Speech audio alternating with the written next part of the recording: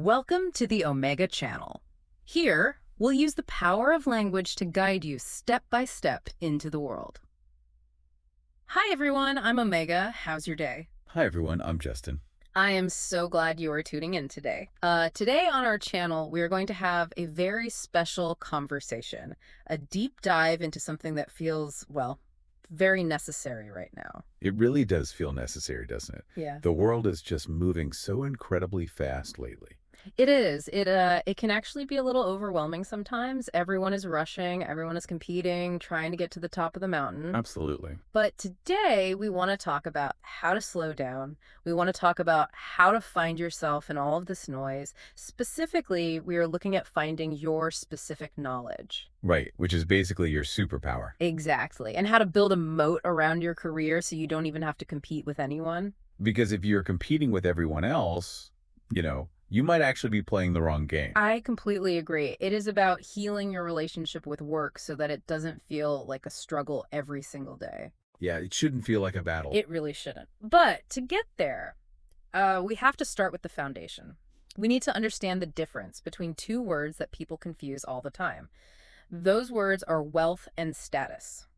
Justin, these are very different things. Oh, they're completely different. A massive, massive difference. Let's define them simply for our friends listening. Mhm. So wealth is having assets that earn for you while you sleep. Right. Think of a factory full of robots making cars, or a computer program running on a server 24 hours a day. That is wealth. Money is just how we move that wealth around. Spot on. And then there's status. And status is the dangerous one. Oh. Yeah, status is your rank in the social hierarchy. It is a zero-sum game. Could you explain zero sum for us just to make sure we are all on the same page? Of course. Zero-sum means that for me to win, you have to lose. It is an old game, really. Think of monkeys in a drive. Okay. Who is the alpha monkey? Who gets the best banana? If I am number one, you have to be number two. We cannot both be number one. That sounds honestly exhausting. It is exhausting, and it makes people angry and competitive. Let's look at a real-world example we can all understand from our daily lives. I'd love that. If I buy a house to live in, that is wealth. I have shelter. I am safe. I have an asset. Right. That makes sense. But if I feel like I need to buy the absolutely biggest house on the street just to make my neighbor feel small, I see. that is a status game. Yeah. We're just fighting over who is better. That is a really helpful way to look at it. So we should avoid status games because they just make you bitter.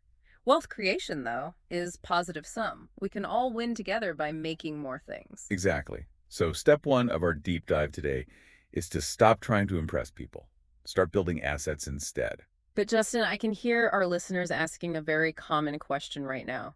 They might be thinking, well, doesn't getting wealthy just require luck? It is a totally fair question. Hmm. And the answer is yes, but it is a bit more nuanced than just random chance. There are actually 4 distinct types of luck. And we want to remove the accidental kind, right? Precisely. We want to engineer our luck. Okay, let's walk through these 4 types.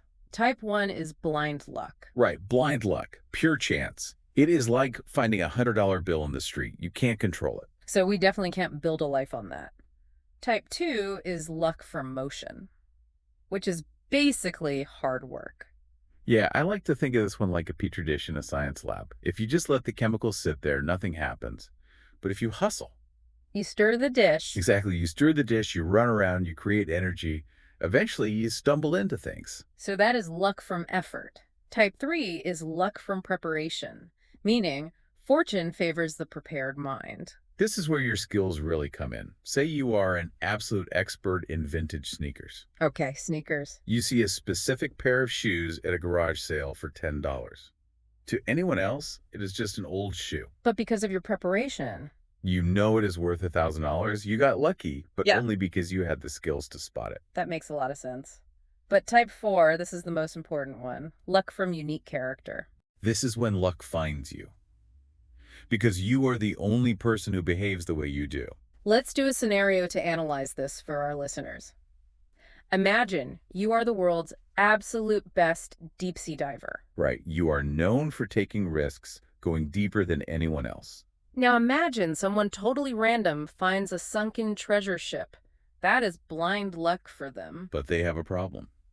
They can't reach it. They don't know how to dive. So what must they do? They have to come to you. They have to pay you to get it. Exactly. You didn't get lucky by accident. Your unique character attracted the opportunity. You are just being you.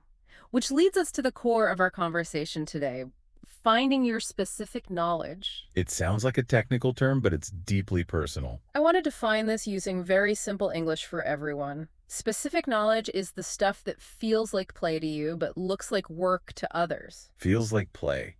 That is the magic phrase. It is, because it cannot be taught in a school. If everyone could learn it in school, the price of that skill would go down. You'd just be easily replaced. Right. It comes from your DNA, your childhood, and your unique interests. But how do we identify this knowledge if we don't even realize we have it? You have to look back. What did you do effortlessly as a kid? You know, my mother actually noticed this in me when I was about 15. Oh, really? What did she see? She told me I was going to be in business or systems analysis, and I was so confused because I just liked reading books. I was a bit anxious, not a business person at all. So where did she get that idea? She noticed that every time we walked past a local pizza shop, I would critique their operations. No way. At 15? Yes. I would say, why is the counter there? The line is too slow. If they moved the oven, they could sell so much more pizza. That is brilliant. I was doing operations analysis for fun.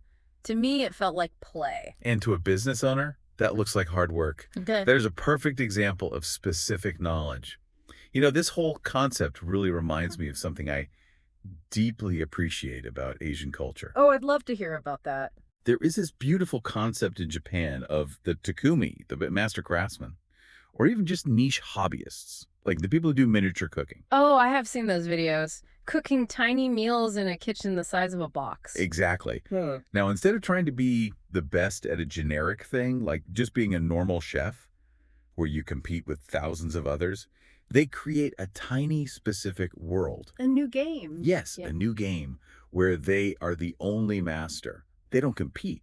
They escape competition entirely by just being authentic to their weird, unique interest. That is so healing to think about. You don't have to fight everyone else. You just have to be more of yourself. Precisely. Which brings us to a very practical tool called skill stacking. This is how we build what we call the Authenticity Moat. A moat, like the water around a castle to protect it. Yes, exactly. So let's say being just a writer is really hard. There is lots of competition. Tons of it. And being just a programmer is also hard. Right. But if you can write and code, you combine two ordinary skills to make one unique skill set. No. You become a technology communicator. Like Scott Adams, who created the Dilbert comic. He wasn't the best artist or the best business expert, but he combined them and became #1 in that specific intersection. You are now in the top 25% of both, making you completely unique. That combination is your authenticity mode. It protects you. So I want to invite our listeners to have a little healing moment right now. Slow down and think about your current job or your hobbies. What is something you do on the weekend that you think is totally useless, but you just love it? Yes, think about that, because if you love it, you will naturally go deeper than anyone else. That depth creates authority. You can actually extract credibility from those hobbies. Exactly. You can eventually rent out your name and reputation because you are the only one who cares that much about that specific thing. If you look at your current job right now, ask yourself, can I add a specific skill to what I already do? Like adding storytelling to a technical job. Exactly. There is a great rule of thumb here. Learn to sell, learn to build. If you can do both, you will be absolutely unstoppable. Unstoppable. I love that. So, to summarize our sharing today about the Authenticity Mode, it really comes down to this. No one can compete with you on being you. It's the ultimate unfair advantage. If you are authentic, you don't need to fight for status. You create wealth by simply being yourself. And you know, I want to leave everyone with a final provocative thought today. Oh, please do. We live in an age of AI and robots. Everything is being automated. It is a big worry for a lot of people. But the only thing that cannot be automated is your specific personality and your unique mix of interests. That is your true moat. What a wonderful reminder. Be yourself because a robot can never be you. Thanks for watching the Omega channel. I hope today's sharing was helpful. Please remember to subscribe, like, share, and turn on notifications. See you next time. Keep learning, and I look forward to seeing you again. Goodbye. Oh, and please check the description or wait for the next deep dive for a surprise bonus related to finding your specific knowledge. Have a great day.